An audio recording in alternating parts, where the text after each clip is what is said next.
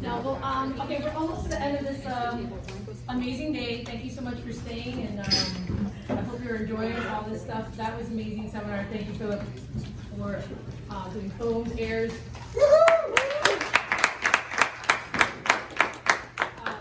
He actually introduced, well, at my bar, we were doing Ronald Shin Fizzes on ISIs. And no one really they didn't believe us, and we're like, and he brought it to us, and I mean, we were doing it in 30 seconds. I mean, it was unbelievable. So that's a different gas. That's nitrogen. Yeah.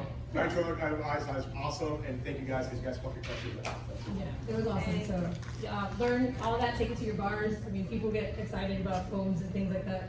I still get excited. Everyone does. So our next couple presenters. So this seminar, it kind of hits me a little to home because sometimes it's kind of hard to see after the bar what you want to do, and sometimes you just you're at the bar and you're like, is this gonna be forever, or is this gonna be 5 years, 10 years? And then sometimes you just want to get out of it. It is stressful to be behind the bar. You're just constantly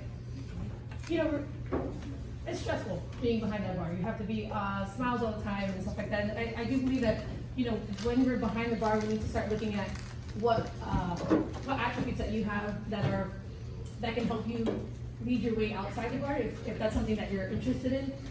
There's so many ways to get out of the bar. There's so many avenues. And if you want to do the bar program and be bar manager, own your own bar, I mean, by all means, please continue that path. But if you're ever looking to get out and look to do something more on the brand side, or in that kind of category, there are different ways.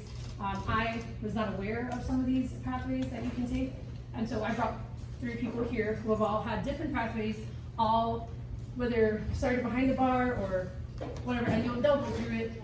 But I just kind of wanted you to hear their stories so that you can take it, kind of go home, think about it, think about where you want to be in 5 to 10 years, and kind of make those moves now. So with us, we have Natalia Cardenas. Cate McDonald.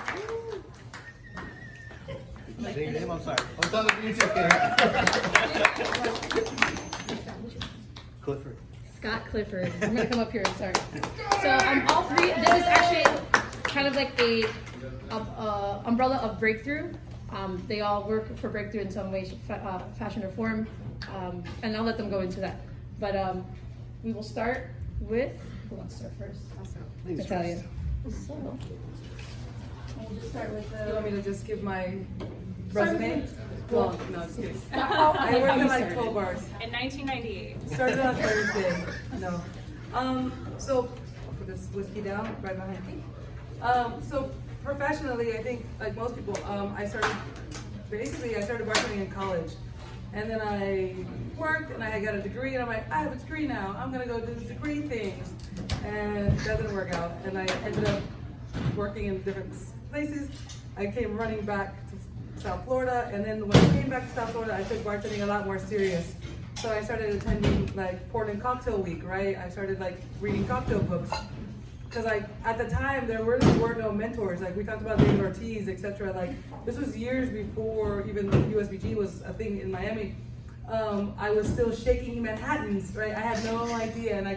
And I worked at a nice bar in Brickell. And so no one had ever told me that was wrong, right? So how would I know?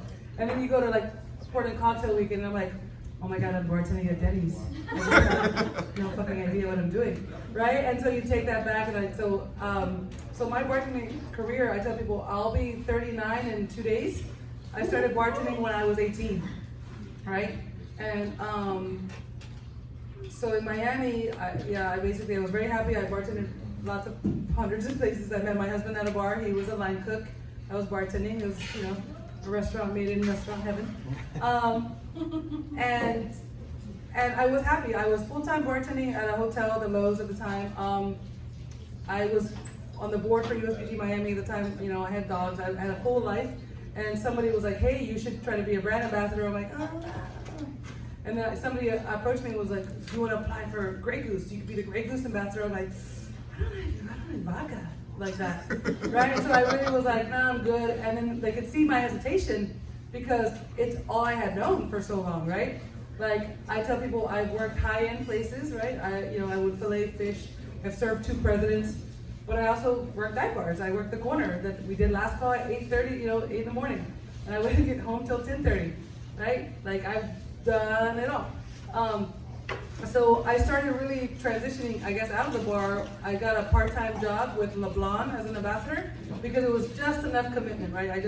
I still could work as much as I wanted at the bar. It was just a little step. And then I realized I liked it. Like I liked education.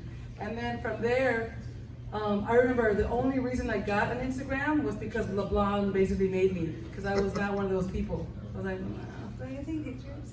I like to drink now. And so that was a whole learning curve, right? Then I got recruited to apply for the Woodford position. Ultimately, obviously got it. For 3 years, I was a Woodford ambassador for the Southeast United States.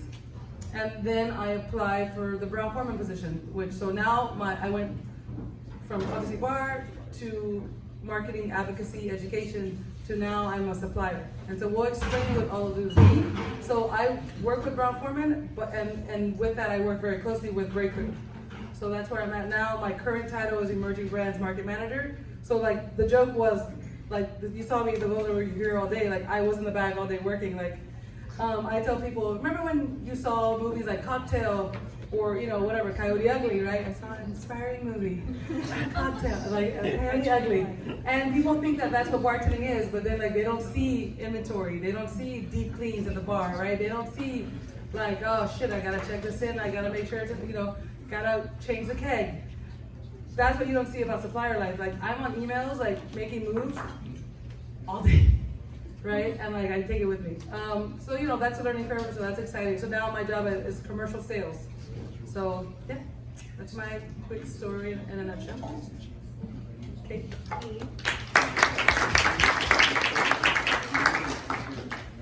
So, like most people, I did also start bartending. I went to UCF and there was an ad on the radio for door girls for Club Paris, so that's how old I am.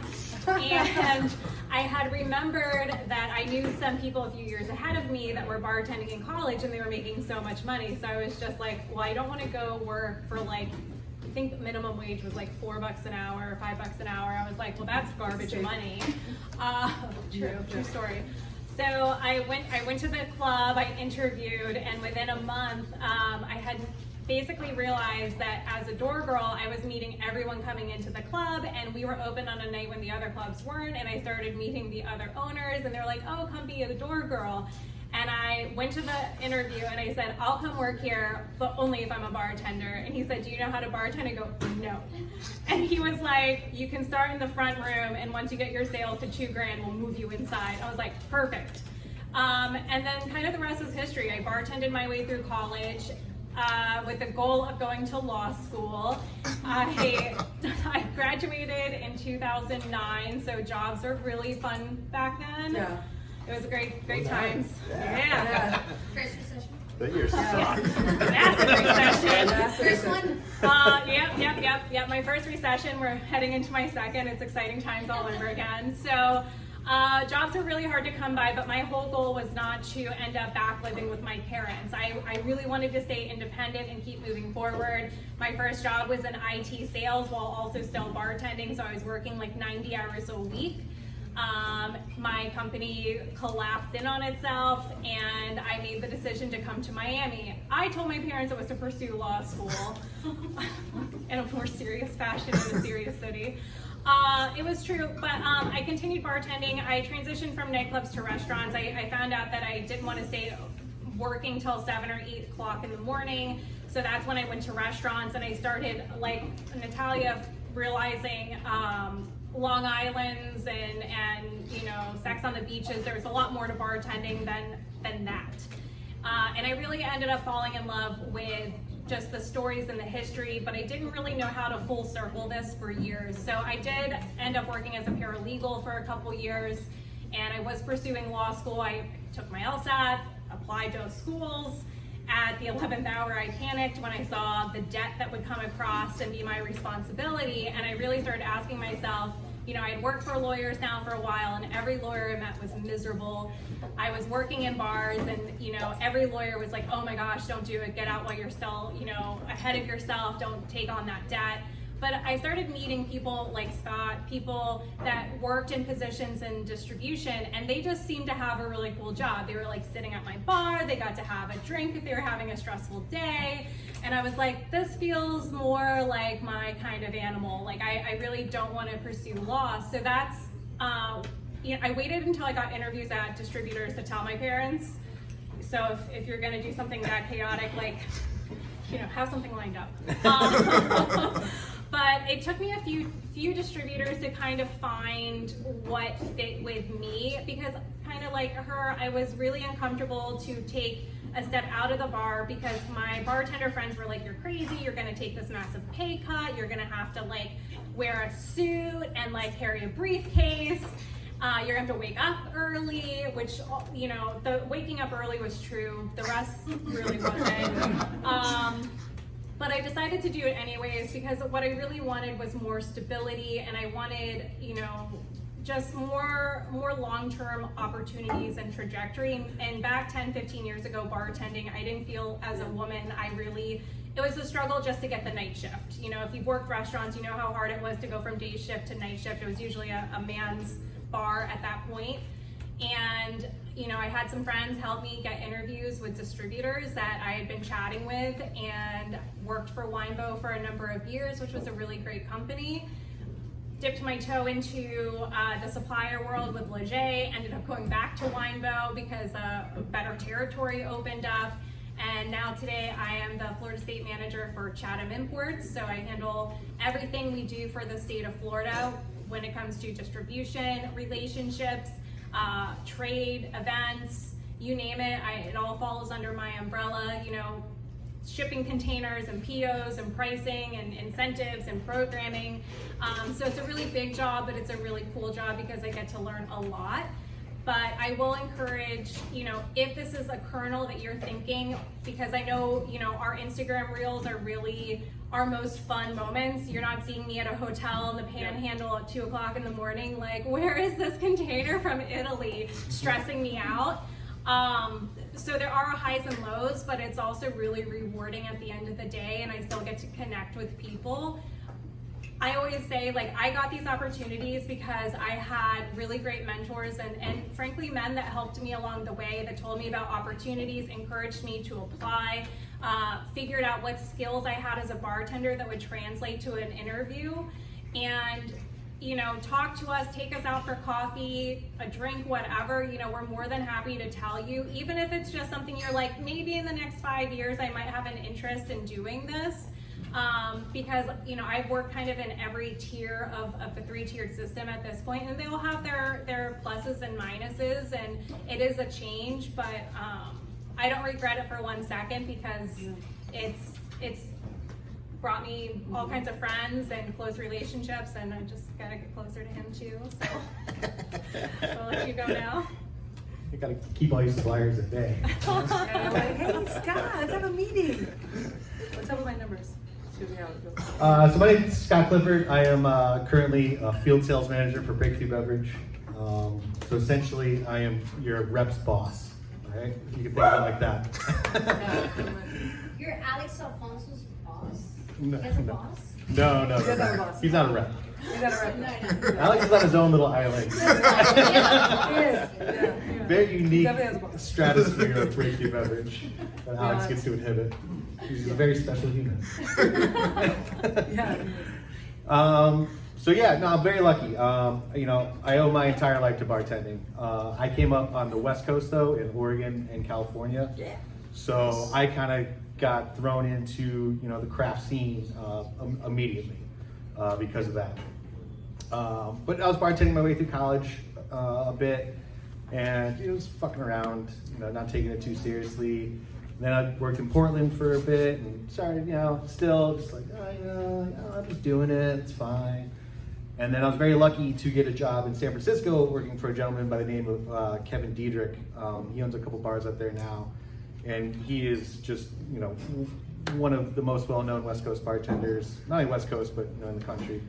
And that's when it kind of changed my life into seeing all the different aspects that, you know, this industry had to offer because of his daily interactions, you know, with suppliers and brand reps and all these people coming in, you know, learning how to operate on the sort of, you know, world-class level that he did. So when I came back to Florida, my main goal was to start, you know, managing programs and all that sort of stuff. And look, making that jump from bartending to managing restaurants, it's really tough, and it's shocking how much less money you make. You know, and It's better now than it was, I will say. It's better now than it was.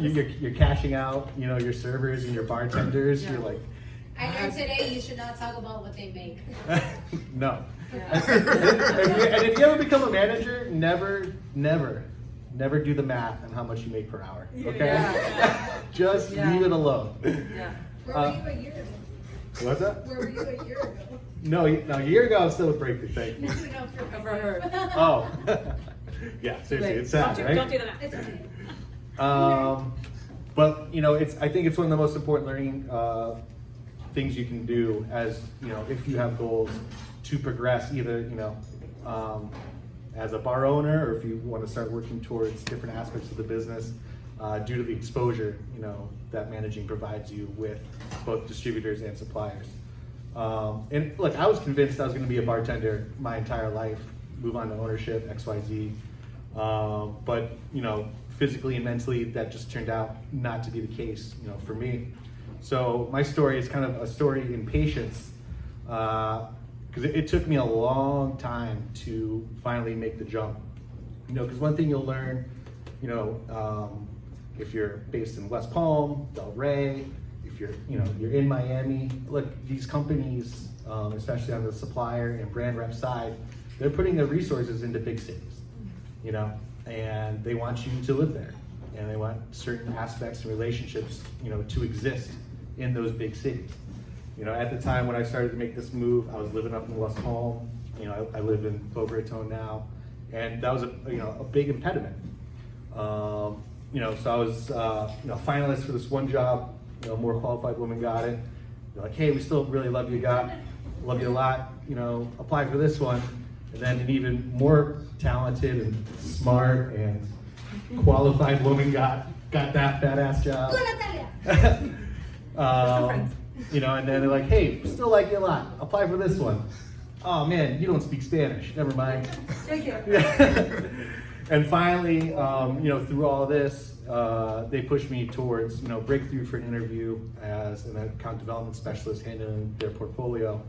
And I think really at that point, just no one had the heart to tell me no anymore. Oh, then I give it to him. So, look, I never thought, you know, coming out of bars, I'd go to work for a distributor. Like, you know, you do competitions, you do these things, you're like, yeah, I'm fucking rad, I'm gonna rep brands, I'm gonna do this. And you never think of just what straight sales is, you know, on the distributor side. You know, thankfully, just handling one portfolio that I love very dearly was, you know, really helped my transition a lot. And that got me into my current role as a, you know, field sales manager, like a territory manager, however you want to call it, where I now sell all of our suppliers and so many different things, and it's quite a journey dealing with so many different layers of the business and how much you learn. What were your favorite? Oh yeah, Chatham and Brown Forman are by far my favorite suppliers that I deal with on a day-to-day basis. He answers my calls when I call him, so that's a good sign. Yeah. Like that. But yeah, with distributors, you know, in general, you know, it's easy to look at, you know, some of the sales reps that come in and, you know, they ask for, you know, whatever new, you know, kiwi lime vodka that they need to get into your bar, or, you know, XYZ. But, you know, it is a very interesting, you know, pathway, and the education that you can get, dealing with, you know, different accounts, not only on premise, just in restaurants, but I mean off premise. And the amount you learn about the differences in levels of business between on and off premise, it really kind of resets your thinking about the industry in a lot of different ways. But anyways, I'm kind of rambling at this point, but I made it here now, and you know, very interested to talk to you guys and answer whatever questions. Yes, So yeah. questions for us. Well, I think, hello. Yeah. I'm Sid. Hi. So a couple questions, just So as you can see, there's 3 totally different, they all work under the same umbrella, but it's all very different. So I kind of want to like break that quote unquote bubble that people have, and they're like, oh my gosh, brand ambassador, I want to be that. Like, which is, of course, that's what we essentially think. Can you give me like the differences between just your job and what a BA does? Because everyone thinks they want to be a BA, but they're not BAs. And Yeah. So I obviously used to officially be a BA, a brand ambassador. Now I'm on the supplier Yeah, side. both. So first off, and I tell this to people in Miami all the time, just in Miami, just as for an example, but brand ambassadors are not created equal.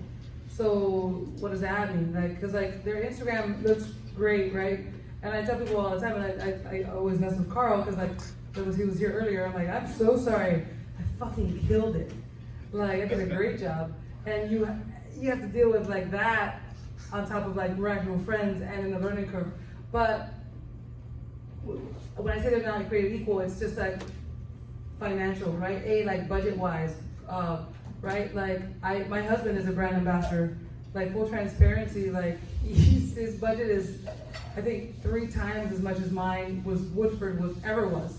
So, and like very different goals. So you as bartenders or buyers, I always tell people align your goals. What, when the BA comes in and they're like, what's up? I got, all this stuff, well, I have goals too, right? So you have to like align, because like, if I go into a meeting after my husband, like I don't have the money. For example, now I have Finlandia, right? Is one of the brands I carry. Like they don't have. When's the last time you see like a dope Finlandia party, right? Like we just don't have it. Like it's just not there, right? Like, and so that's super hard to deal with, because I remember being a bartender, being a buyer. Like they don't understand that, right? They're like, so Kettle gave me $2,000 to be on the menu, so it's $2,000 to be on the menu, and they're like,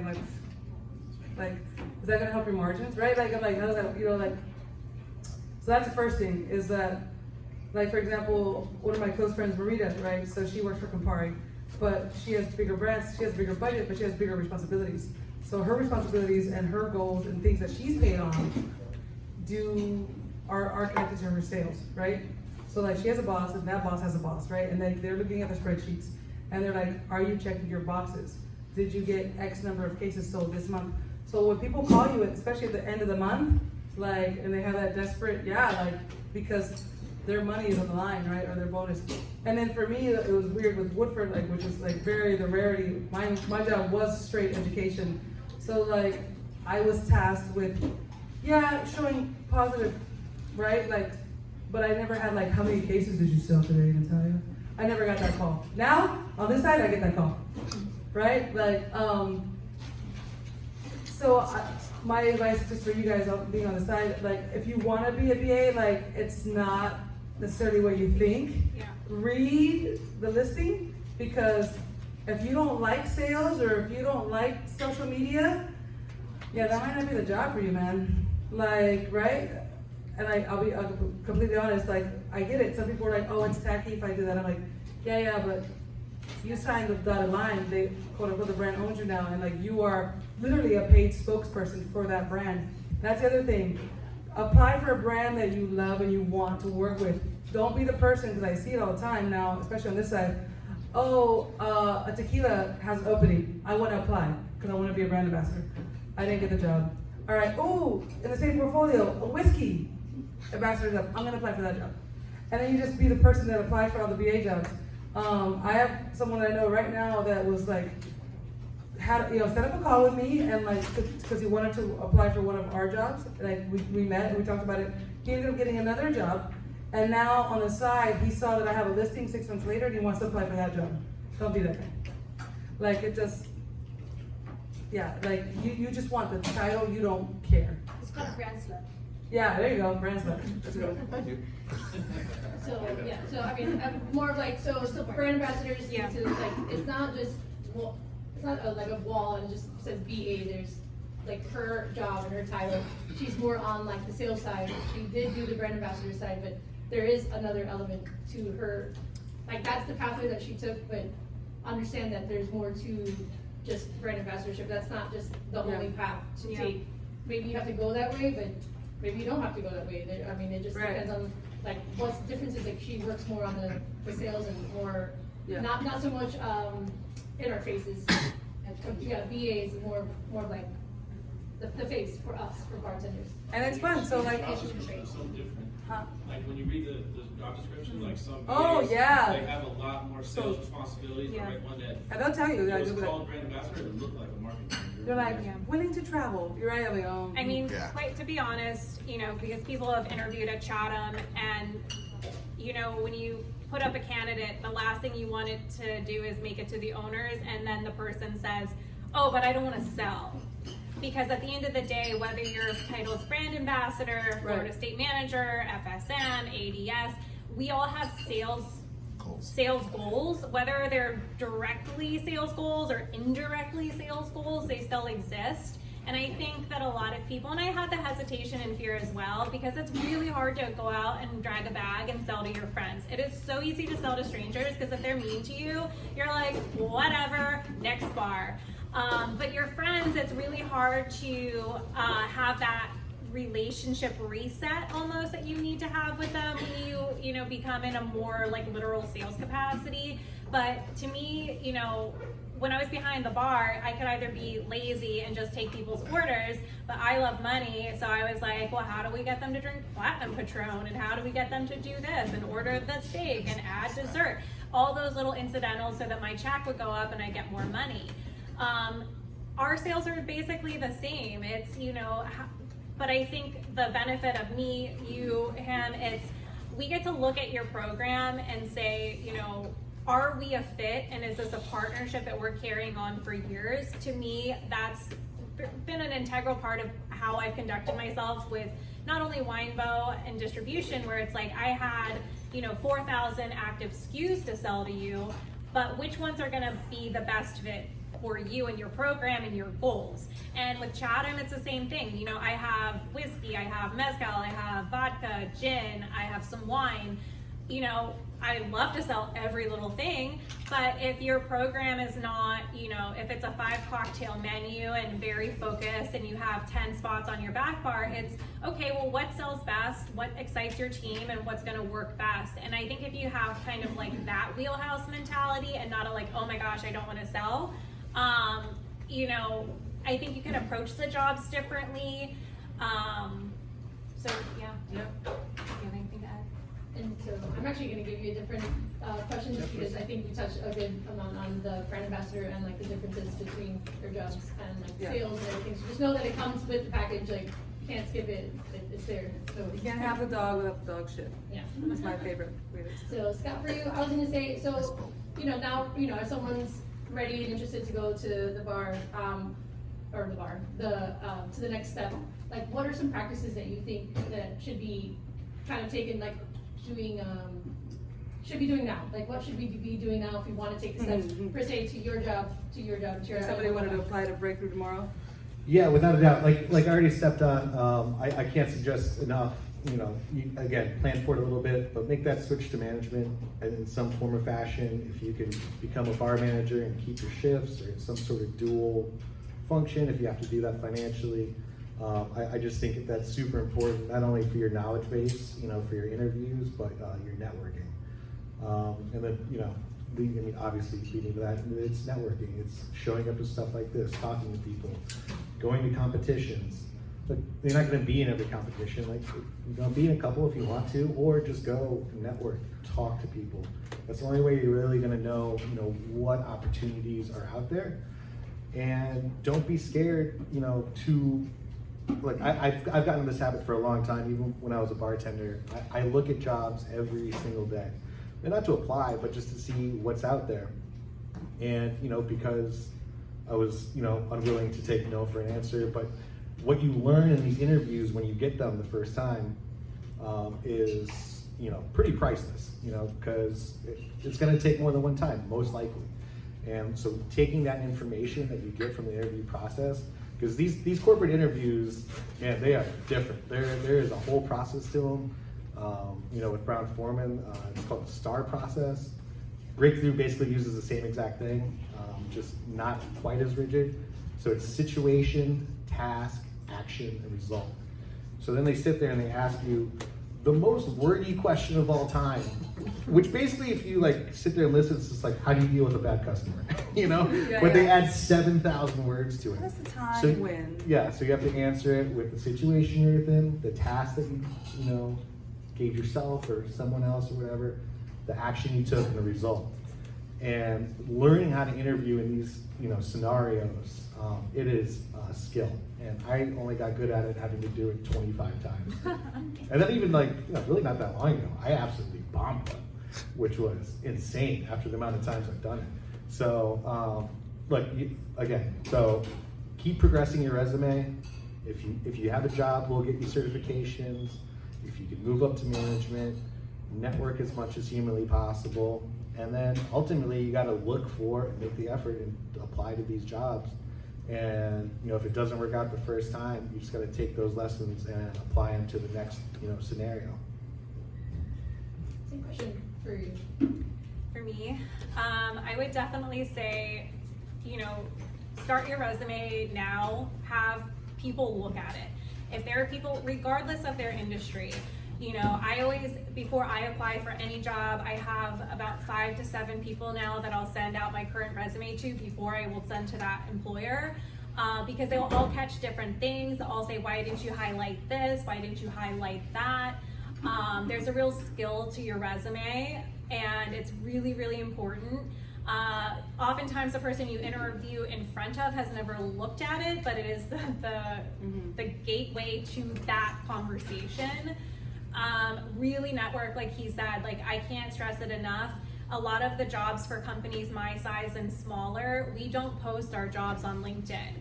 It's all the owners saying, we need someone in this market, do you know of anybody? And then we start fanning it across. The bigger companies, they do have a more stringent, streamlined process, and those jobs you can find online. Look at job postings like Force Brands, LinkedIn, BevForce. They're all really great resources to kind of start to get to know. And talk to people like us, because it really is, the more we know, because the amount of times where it's like Breakthru will say oh, we have a rep position here or there. I manage the whole state, so I get this information, or a different distributor. If I don't know you're looking, then I don't know to call you up and be like, hey Bob, Breakthru's looking for so-and-so in this market. Do you have an interest? I know you're looking to take that next step. So it's you don't have to say in front of, if we're at your bar, in front of your boss, be like, hey, I hate it here, I want out. You can ask for my card and on the slide text me and be like, hey, I'm interested, if you hear of anything. I have quite a few people in my Rolodex where it's if you hear of anything in this capacity. And I do hook them up when it happens, but it's us knowing more than anything.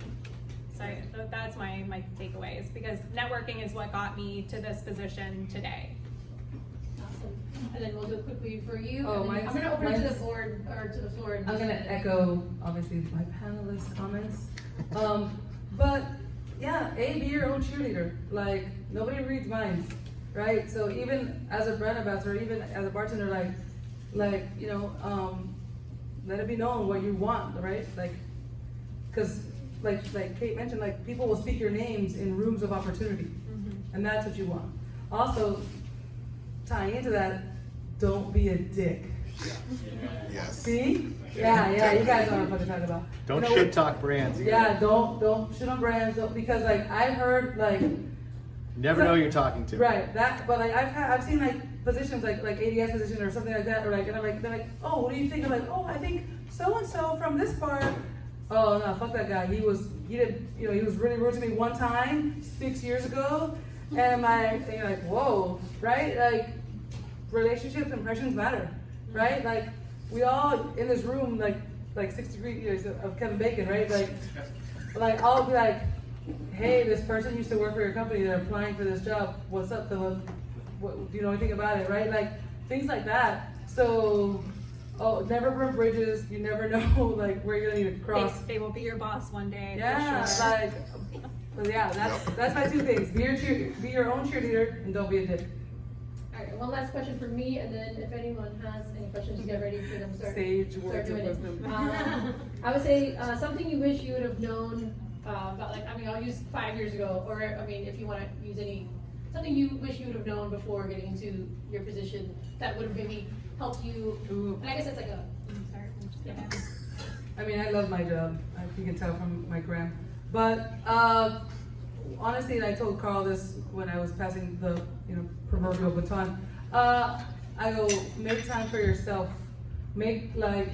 Establish a healthy routine, right? Like I literally gained 30 pounds within the 3 years I was a Woodford ambassador. Yeah, I was out eating, drinking, but and I was working and I was getting the wins and I was doing other things. I go, but how much of that did I go to the gym? Did I have a schedule? Did I go to yoga? Right? And I think, it's hard, right? We're all bartenders, we're like sharks. If you're not moving, I'm not making money, right? Or you feel like that physicality, right? And so I felt no, every waking moment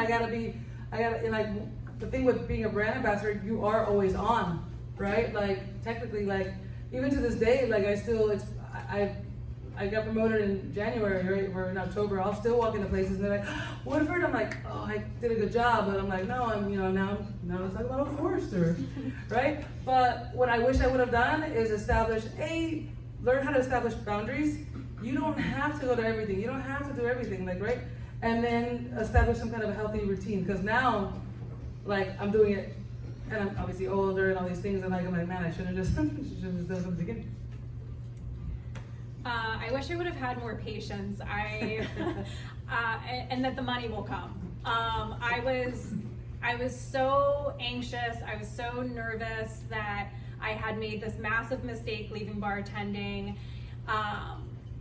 And I worked myself into the ground for sure. For years I had, and I don't even know if I have boundaries now. Now I do have an insane, I wake up at 5 a.m. to go to the gym, which people think is crazy, but my boundary is I have to do something for me every day now. That boundary didn't exist 10 years ago. But it definitely is.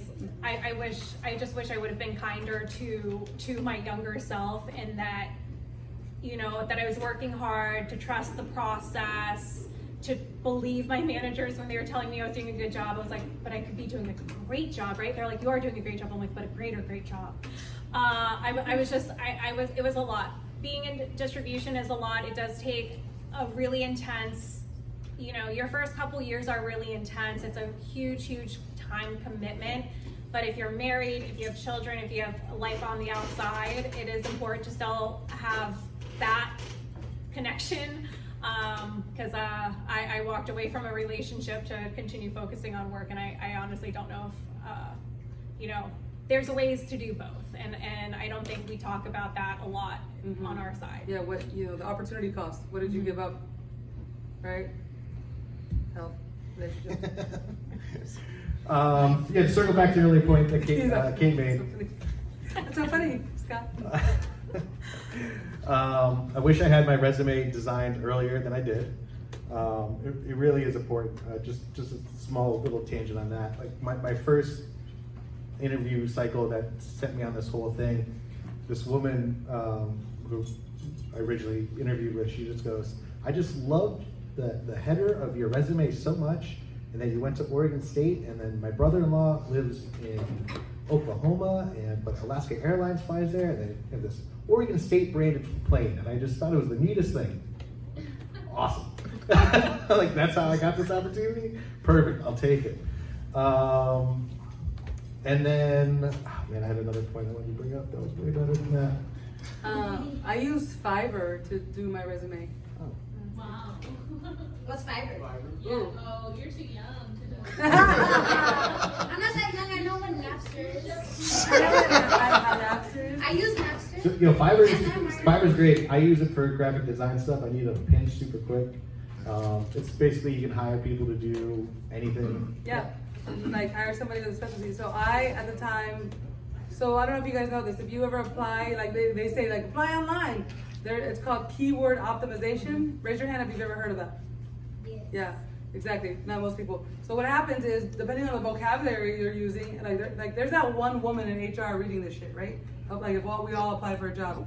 It's literally scanned and it's given a color. So I think at the Ritz-Carlton, I remember seeing the applications and they're green, yellow, red. And they won't even consider unless it's a green. Does that make sense? So the word, like obviously like, what? And so Fiverr, the guy like put my resume through keyword optimization, and I started getting calls. And like it's still the same information, it's still my things are like it's still like whatever. But yeah, it cost me I think, and then he created a CV and a LinkedIn profile for like $100.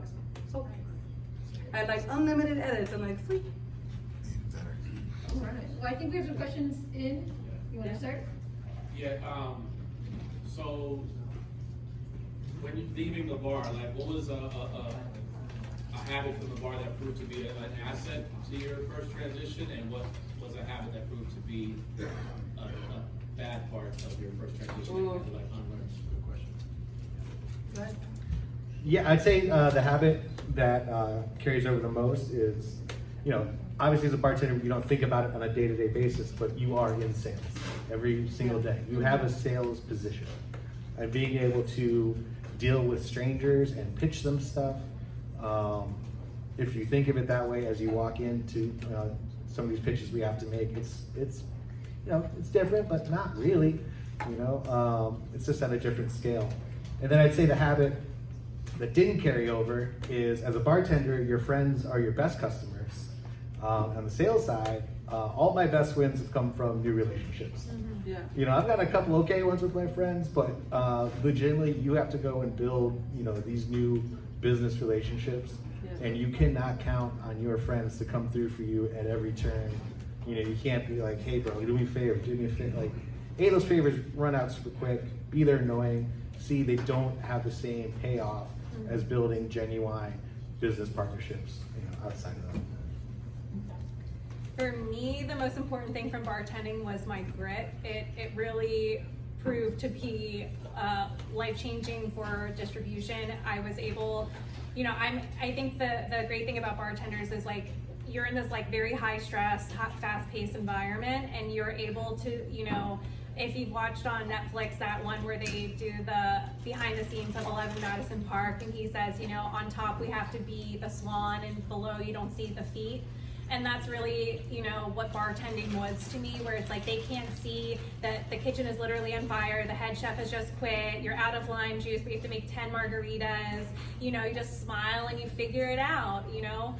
And that grit of being able to take any chaotic situation, any stressful situation, and stay with a smile on my face, and my account's screaming at me because they're listed and they need their order for tomorrow and their whole life is ruined, and I'm just like, having that perspective and that, you know, stress capability, really incredibly helpful. Probably the habit that was the toughest from the bar was,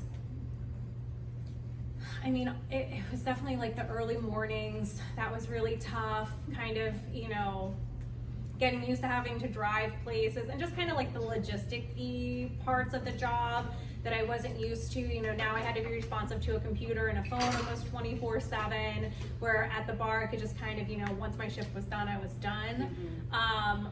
And I don't know how that bridge was, but that was, I guess, my biggest challenge. Yeah, I'm trying to think. Go ahead, you got a question? How do you, so goes into habits and good habits. So now that you've transitioned, but still transitioning from that bartender to this full-time lifestyle, how did you keep importance to yourself and boundaries, life balance, boundaries? No is a complete sentence. You can always be working. Yeah, well, Yes. I mean, personally, I don't keep my cell phone in my bedroom. My cell phone goes on its dock at night, and I don't see it until the next morning at 5 a.m. So if you blow up my phone at like 2 in the morning, Not my problem. you'll get a response at 5 Are you a.m. going to your phone first thing in the morning though? Huh? Are you going to your phone first thing in the morning? Oh yeah. Like your alarm hits and Hey, you're man. opening the screen. And Oh you're- no! I mean, I put my gym clothes on. I do all my, you know, get my coffee ready, Those and things matter, though. I go to the gym. Like I will respond to 911 messages, but no one's awake at 5 a.m. Like very few people are awake at 5 a.m. So I do get usually like 2 solid hours of like me time. But it is like, to her, I didn't have that boundary is a very new boundary. That's within the last couple years. That you're discovering now. Yeah. as you're- Well, because otherwise you'll burn the candle at both ends. Right. Well, so for example, for me, instantly my alarm is on my phone, so I'm Yeah. looking at my phone time. Get I'm a- looking get at an what time I'm analog. looking Yeah. at. Get an That's- analog. Get a regular alarm. Yes. Amazon. Yeah, That's obviously. a great answer right there. Got a Obviously. regular one. Yeah. All I'm hearing over here. You're excuses. mentally, it's not excuses, but it's mentally there, like it's just easy just to turn on. and Yeah, then- but it keeps your brain tapped into that phone all night. It's hard, but then you just tell people like, hey, listen, and like I've seen really great. Jen Khalil has a great like on her email signature. She's like, my working hours are Monday through Friday, like 9 to 5 or whatever. Like obviously on this side, like obviously we're not talking about restaurant managers. Like you're Yeah. on, I get it. But like I used to work at the corner. Like on my nights off, they'd call me at 4 in the fucking morning because they couldn't find the olives. I'm like, they're where the olives are, bro. Like they're in the walking corner on the break. But like I'm like, what happened? You call them my phone. Right? And like, they're gonna keep calling. You know why? Because you keep answering. Because you keep answering. Like they have, like you can't tell me your fancy phone doesn't have a focus or a do not accept or no notifications come through. They have that now, right? I heard. Yeah, exactly. So my quick one is like that I took with me is working independently, right? When you're on the side, you have a boss and your boss has a boss and they have results and they have a deadline and they, whatever. No one's gonna be like, so where you at? Are you good? Did you do that? Okay. Like, is it like no? You gotta figure it out. So that's helps because you have to have that figure it out mentality. And yeah, like ask questions if you want to, but like my boss has the entire state of Florida. I speak when spoken to. Like if he calls me, I'm like, oh, by the way, now that I got you, can we talk about? And I have literally on my phone notes, Alex, points of things when I catch him because they're not. Because this guy, I am one person on his whole team for his whole state. So I try to, and I get bullet points. Like if I want to complain, I call a best friend. You don't waste people's time. Not your boss's time. But the bad like habit is going out with friends, not knowing when to say no. Like let's go out, like let's go have a shift, let's go have drinks. And then like I'm out, and I was out with Woodford. I do a staff training like at 5 o'clock, and I'd be there, and like somebody else would come in. I'm like. My husband would be like, where are you at? I thought you had your staff training at 5. I'm like, he's like, it's like 11. I'm like, this is a true story. I went in for happy hour. I told my husband I was going to the Cafe La Trova for 1 drink. 4 o'clock. That was a lot. Great opening statement to a story. And then Absolute impossibility. Great opening I story. literally, and I had like David Martinez is the part owner, and he was outside. I never met him. I was like, oh, thanks so much. Like, we did a seminar last week, and he was drinking something. He's like, I'm like, oh, what are you drinking? You don't seem like he's like, no, I usually like, this is like a new dark rum. I'm just not really into it with a cigar. I'm like, oh, what do you like? He's like whiskey. I'm like, American whiskey. And like, and it became, and I'm like, well, I don't want to intrude, but like, I work for Woodford. I was there till an hour after close. My husband had to come get me, and I'm like, I can't leave. I'm with Julio. But I got a placement. But I got a mini placement before they won all the awards. Like, and it's been there for 3 years. So like for me, like I'm always like, no, but this could turn into like this. Like that happened one time, dude. Like out of 100 times I did it right. My point is, you gotta learn like when to leave the party. If that makes sense. For your reputation, for everything. Good, Phil, you gotta comment on me. I just want to add to that because there's a flip side to that as well too. I got to tell you, as ambassador, most of your deals are getting done at 2 o'clock in the morning for me Yeah. in the bar sometimes. Yeah. You know what I mean? Yeah.